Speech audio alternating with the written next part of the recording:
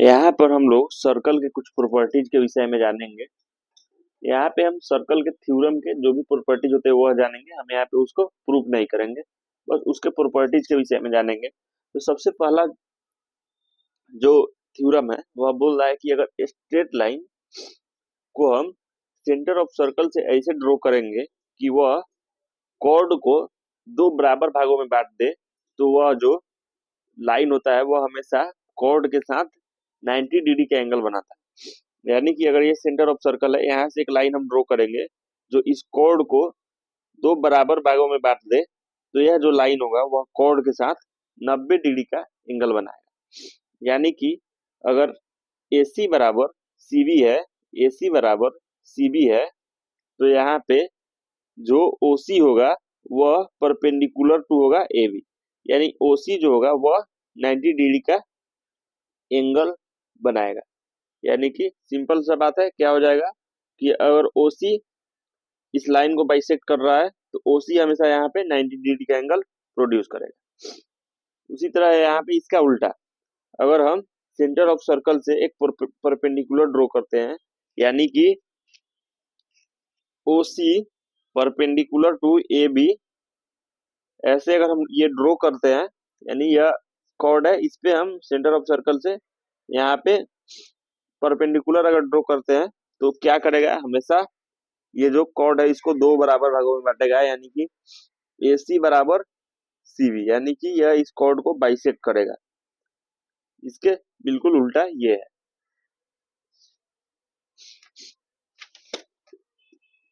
अब आगे है यहाँ पे,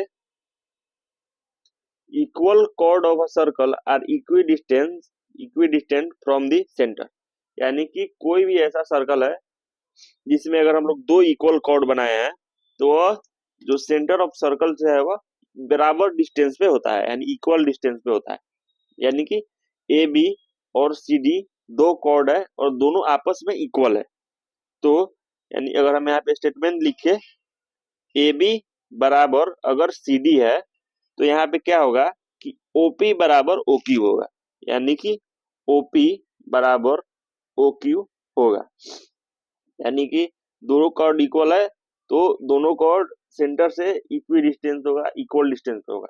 और बिल्कुल इसके उल्टा यहाँ पे ये थ्योरम हो जाएगा कि अगर कोई भी दो कॉर्ड, यानी chord of a circle equidistance from the centre of the circle are equal. यानी कोई भी दो कॉर्ड या कितना भी कॉर्ड अगर सेंटर से इक्वी डिस्टेंस है, यानी कि सेंटर से अगर मान लेते हैं कॉर्ड ये है और सेंटर से जो इसका दूरी है दोनों का इक्वल है, तो यह दोनों कॉर्ड जो होगा वो भी आपस में इक्वल होगा। यानी कि अगर यहाँ पे हम लिखे OP बराबर OQ, तो यहाँ पे क्या हो जाएगा, AB इक्वल टू CD हो जाएगा। यानी यह सेंटर से दूरी है दोनों कॉर्ड के बीच का जो इक्वल है, तो वह जो दोनों कॉर्ड है वो भी इक्वल होगा। ठीक है, अब उसके बाद में अगला देख लेते हैं। अब आगे है यहाँ पर कि if two arcs of the same circle subtend equal angle at the center, they are equal। यानी कि दो आर्क है और दोनों आर्क, यानी कि यहाँ पे ये आर्क और ये आर्क, दोनों आर्क का जो ये एंगल है अगर इक्वल है, तो यह दोनों आर्क भी जो होगा वह आपस में इक्वल होगा। यानी कि अगर हम यहाँ पे लिखे एंगल AO और B, यानी AO और B इक्वल टू CO और D है, यानी एंगल CO और D है, तो यहाँ पर क्या होगा कि यह जो एक पूरा आर्क है, यानी कि आर्क APB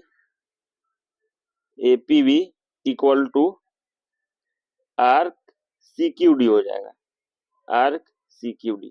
यानी कि अगर दो आर्क का दोनों आर्क का अगर एंगल इक्वल है तो वह आर्क भी जो है वह आपस में इक्वल होगा। अब उसके बाद यहाँ पे इसका उल्टा हो जाएगा कि अगर दो आर्क इक्वल है आपस में, यानी कि आर्क APB इक्वल है आर्क CQD यानी यह आर्क और यह आर्क दोनों आपस में इक्वल है, तो इस दोनों का जो एंगल बन रहा है वो भी आपस में इक्वल होगा।